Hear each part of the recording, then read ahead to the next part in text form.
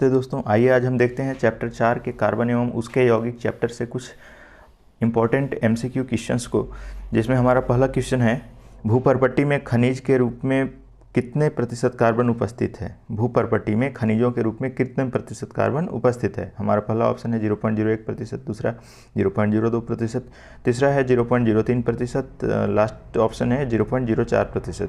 तो हमारा जो सही आंसर होगा वो होगा ऑप्शन नंबर बी 0.02%। अगला प्रश्न है प्रश्न नंबर 2, भूपर्पट्टी तथा वायुमंडल में अत्यंत अल्प मात्रा में क्या उपस्थित है। तो भूपर्पट्टी तथा वायुमंडल में अत्यंत अल्प मात्रा में कार्बन उपस्थित है, ऑप्शन नंबर ए। चलते हैं अगले सवाल की ओर। हमारा सवाल नंबर 3 है आयनिक यौगिकों में कौन से गुणधर्म होते हैं। ऑप्शन ए उच्च गलनांक, ऑप्शन बी उच्च क्वथनांक, ऑप्शन सी विलयन व गलित अवस्था में विद्युत का चालन, ऑप्शन डी उपरोक्त सभी। तो हमारा जो सही ऑप्शन होगा ऑप्शन नंबर डी उपरोक्त सभी, यानी कि उच्च गलनांक भी होता है, उच्च क्वथनांक होता है तथा विलयन व गलित अवस्था में विद्युत का चालन करते हैं। हमारा अगला सवाल है सवाल नंबर 4, भूपर्पट्टी में खनिजों के रूप में क्या उपस्थित है। भूपर्पट्टी में खनिजों के रूप में क्या उपस्थित है। तो option number A carbonate, option B hydrogen carbonate, C कोयला व पेट्रोलियम, ऑप्शन डी उपरोक्त सभी। हमारा सही ऑप्शन होगा ऑप्शन नंबर डी उपरोक्त सभी। चलते हैं अगले सवाल की ओर। सवाल नंबर 5 है कार्बन के सबसे बाहरी कोष में कितने इलेक्ट्रॉन होते हैं।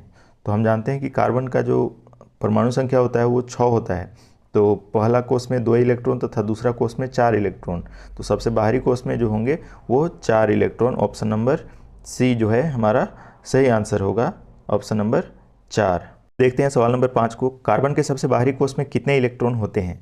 Option A 2, option B 3, option C 4 तथा ऑप्शन डी 5। तो हम जानते हैं कि पहले कोष में मैक्सिमम 2 इलेक्ट्रॉन भरे जा सकते हैं तथा बाहरी कोष में जो हो जाएंगे वो 4 इलेक्ट्रॉन हो जाएंगे, क्योंकि टोटल कार्बन की परमाणु संख्या 6 होती है। इसलिए ऑप्शन नंबर सी जो है हमारा सही ऑप्शन होगा 4। अगले सवाल की ओर चलते हैं। हमारा अगला सवाल है सवाल नंबर 6, क्लोरोफॉर्म का गलनांक व क्वथनांक कितना होता है। तो क्लोरोफॉर्म का गलनांक व क्वथनांक होता है 209 तथा 334 क्रमशः। 209 जो होता है वो गलनांक तथा 334 क्वथनांक होता है। चलते हैं अगले सवाल की ओर। सवाल नंबर 7 है एसिटिक एसिड CH3COOH का गलनांक व क्वथनांक कितना होता है। तो एसिटिक एसिड का गलनांक व क्वथनांक 290 तथा 391 होता है। तो ऑप्शन नंबर जो है हमारा बी सही ऑप्शन होगा। चलते हैं अगले सवाल की ओर। सवाल नंबर 8 है अधिकांश कार्बन यौगिक के अच्छे विद्युत चालक न होने का क्या प्रभाव पड़ता है। परमाणुओं के बीच प्रबल घर्षण नहीं होता है, यौगिकों का आबंधन से किसी आयन की उत्पत्ति नहीं होती है, यौगिकों का गलनांक व क्वथनांक यौगिकों के गलनांक व क्वथनांक की अपेक्षा कम होता है, या उपरोक्त सभी। तो हमारा जो ऑप्शन सही ऑप्शन आंसर होगा वो होगा उपरोक्त सभी। चलते हैं अगले सवाल की ओर। सवाल नंबर 9 है हाइड्रोजन के के कोष में कितने इलेक्ट्रॉन होते हैं। तो हम जानते हैं कि हाइड्रोजन का परमाणु संख्या 1 होता है, इसलिए के कोष में भी केवल 1 ही इलेक्ट्रॉन होगा। ऑप्शन नंबर ए हमारा सही आंसर है। चलते हैं सवाल नंबर 10 की ओर। सवाल नंबर 10 है हाइड्रोजन के इलेक्ट्रॉन संयोजकता से क्या प्राप्त होता है। तो हाइड्रोजन के इलेक्ट्रॉन संयोजकता से हमें हाइड्रोजन के अणु और H2 प्राप्त होते हैं। ऑप्शन नंबर बी जो है हमारा सही आंसर होगा। देखते हैं सवाल नंबर 11 को। सवाल नंबर 11 है हमारा क्लोरीन की परमाणु संख्या कितनी होती है। तो क्लोरीन की परमाणु संख्या 17 होती है। ऑप्शन नंबर सी सही आंसर होगा। सवाल नंबर 12 है ऑक्सीजन के परमाणु के एल कोष में कितने इलेक्ट्रॉन होते हैं। तो हम जानते हैं कि पहला कोष हमारा के कोष होता है, दूसरा कोष होता है एल कोष और तीसरा कोष होता है एम कोष। पहले कोष में मैक्सिमम 2 इलेक्ट्रॉन भरे जा सकते हैं, दूसरे कोष में 8 इलेक्ट्रॉन, तीसरे कोष में भी 8 या 18 इलेक्ट्रॉन भरे जा सकते हैं। तो हमारा जो सही आंसर होगा वो हमारा सही आंसर होगा 6 इलेक्ट्रॉन, क्योंकि ऑक्सीजन की परमाणु संख्या 8 होती है तो पहले कोष में 2 इलेक्ट्रॉन तथा दूसरे कोष में 6 इलेक्ट्रॉन भरे जाएंगे। हमारा सवाल नंबर 13 है ऑक्सीजन के प्रत्येक परमाणु अष्टक को पूरा करने के लिए किससे इलेक्ट्रॉन की साझेदारी करते हैं। तो ऑक्सीजन के परमाणु ऑक्सीजन के साथ ही इलेक्ट्रॉन की साझेदारी करेंगे। ऑप्शन नंबर बी सही आंसर होगा। चलते हैं अगले सवाल की ओर। सवाल नंबर 14 है हमारा ऑक्सीजन को अष्टक पूरा करने के लिए कितने इलेक्ट्रॉन की आवश्यकता होती है। तो ऑक्सीजन को अष्टक पूरा करने के लिए 2 इलेक्ट्रॉन की आवश्यकता होती है। ऑप्शन नंबर ए जो है सही आंसर होगा, क्योंकि ऑक्सीजन की संयोजकता कोष में 6 इलेक्ट्रॉन होती है, तो अष्टक पूरा करने के लिए 2 और की आवश्यकता होगी। सवाल नंबर 15 है, नाइट्रोजन की परमाणु संख्या कितनी होती है? तो नाइट्रोजन की परमाणु संख्या होती है 7। ऑप्शन नंबर बी सही ऑप्शन है। चलते हैं अगले सवाल की ओर। 16 नंबर, जल की आबंध संयोजकता को दर्शाता है। जो जल सवाल है सवाल नंबर 16, जल किसकी आबंध या संयोजकता को दर्शाता है? हाइड्रोजन के 2 परमाणु, ऑक्सीजन के 4 परमाणुओं की। ऑप्शन बी है हाइड्रोजन के 1 परमाणु, ऑक्सीजन के 2 परमाणुओं की। सवाल ऑप्शन नंबर सी है नाइट्रोजन के 2 परमाणु, ऑक्सीजन के 1 परमाणु की। ऑप्शन डी है नाइट्रोजन के 2 परमाणु, ऑक्सीजन के 1 परमाणु की। तो इसका जो सही आंसर होगा वो होगा हाइड्रोजन के 2 परमाणुओं और ऑक्सीजन के 1 परमाणु की। तो H2O जानते हैं कि जल की जो अणुसूत्र होती है वो होती है H2O। तो हाइड्रोजन के 2 परमाणु तथा ऑक्सीजन के 1 परमाणु की। तो ऑप्शन नंबर सी सही आंसर होगा। चलते हैं सवाल नंबर 17 में। सवाल नंबर 17 है, CNG का प्रमुख घटक क्या है? तो CNG का प्रमुख घटक जो होता है वो होता है मीथेन। मीथेन यानी कि ऑप्शन नंबर डी हमारा सही आंसर होगा। सवाल नंबर 18 में चलते हैं। सवाल नंबर 18 है, कार्बन के अपर रूप कौन कौन से हैं? तो कार्बन के अपर रूप में आपको ग्रेफाइट, फुलेरिन कार्बन, हीरा। तो इसलिए कार्बन के अपर रूप तीनों होते हैं।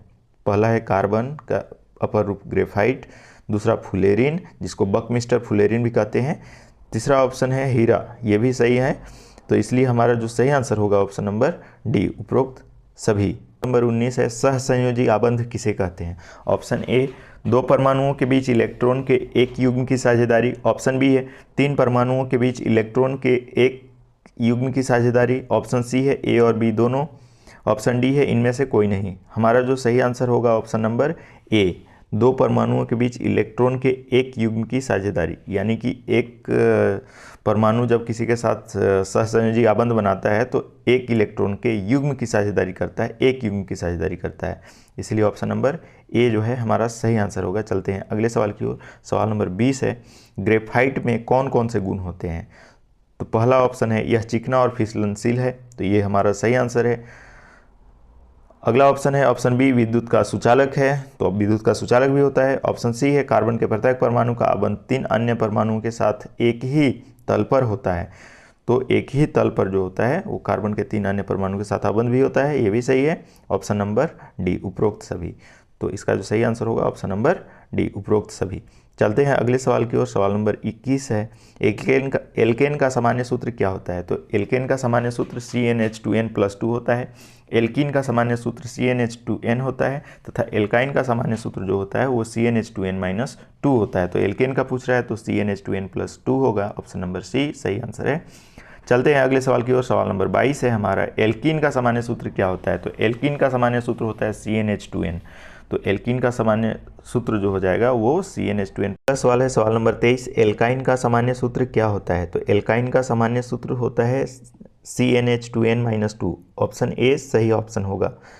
चलते हैं अगले सवाल की ओर। सवाल नंबर 24 है, संपीड़ित प्राकृतिक गैस का मुख्य घटक क्या है? संपीड़ित प्राकृतिक gas it means CNG, compressed natural gas भी बोलते हैं इसको। इसका जो मुख्य घटक होता है वो होता है मेथेन, CH4 इसका अणुसूत्र होता है, आप लोग जानते ही होंगे। चलते हैं अगले सवाल की ओर। सवाल नंबर 25 है, बेंजीन का अणुसूत्र क्या होता है? बेंजीन का अणुसूत्र जो होता है वो C6H6 होता है। ऑप्शन नंबर ए सही आंसर है। चलते हैं सवाल नंबर 26 की ओर। सवाल नंबर 26 है, समजातीय श्रेणी के क्रमागत 2 सदस्यों में परमाणु भार में कितना अंतर होता है? तो समजातीय श्रेणी के क्रमागत 2 सदस्यों के परमाणु भार में जो होता है वो CH2 का अंतर होता है। ऑप्शन नंबर ए इसका सही आंसर होगा, CH2। चलते हैं अगले सवाल की ओर। सवाल नंबर 27 है, निम्न में से कौन एल्डिहाइड है?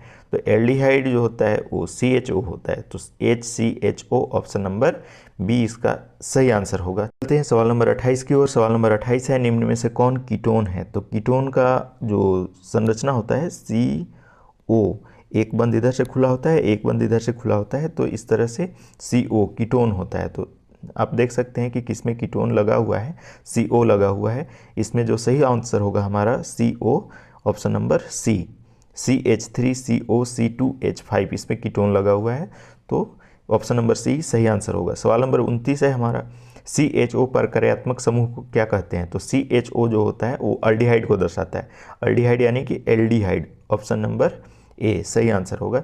चलते हैं सवाल नंबर 30 की ओर। सवाल नंबर 30 है हमारा, COOH प्रक्रियात्मक समूह को क्या कहते हैं? तो COOH जो होता है वो होता है हमारा कार्बोक्सिलिक अम्ल। COOH मीन्स कार्बोक्सिलिक अम्ल, जहाँ भी देखेंगे COOH वो हमारा हो जाएगा कार्बोक्सिलिक अम्ल। Thank you for watching this video.